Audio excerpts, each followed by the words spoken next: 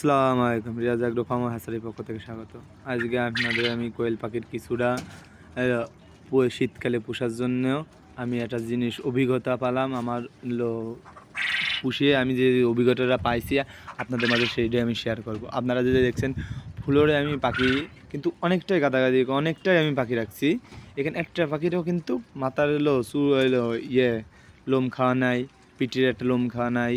কিন্তু আপনি এই সেম কাজটা যদি আমি পরীক্ষা করার জন্য আমি কিন্তু খাঁচায়ও পাখি রাখছিলাম এই পদ্ধতিতে, কিন্তু আমার খাঁচায় যে অভিজ্ঞতাটা হয়েছে। কিন্তু আপনাদের এইভাবে আপনারা কোনটা ভালো হয় সেটা আমাদের বলবেন। ফুলরে কি খাঁচায়, আপনি যদি খাঁচায় পুষতে চান তাহলে আপনার ব্যয়বহুল কিন্তু একটু না অতিরিক্ত। কিন্তু আমি আপনারা বলি ফুলরে দেখেন, আপনি একটু সিটে দেবেন কি কাঠের ভুসি দেবেন, দিলে কিন্তু আপনার এই জিনিসটা আর হবে না। এই জন্য আপনাদের আমি বলবো আপনারা ফুলরে পুষবেন কি খাঁচায় পোষাটা ভালো হবে।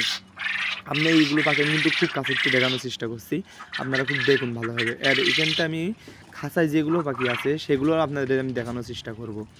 যেগুলো ফুলরে যে পুষলে যে উপকারটা এই একটা কাজ হবে না আপনার। তারপরে আপনার মনে করেন কিছু কিছু ফুলেরও ঝামেলা আছে, কিন্তু এইভাবে কিন্তু শীতকালে আপনারা ভালোভাবে পুষতে পারবেন। গরমকালে একটু পাতলা রাখবেন, কোনো অসুবিধা নাই। কিন্তু আপনি যদি শীতকালে এইভাবে রাখেন কোনো অসুবিধা নাই। কিন্তু মাত্রা ছাড়া বেমাত্রাও রাখা যাবে না। এই দেখেন আপনি যে খাঁচার পাখিটা দেখছেন, এখন এদের প্রত্যেকটা মাথায় দেখুন এটা নিজেরা খাই করেছে।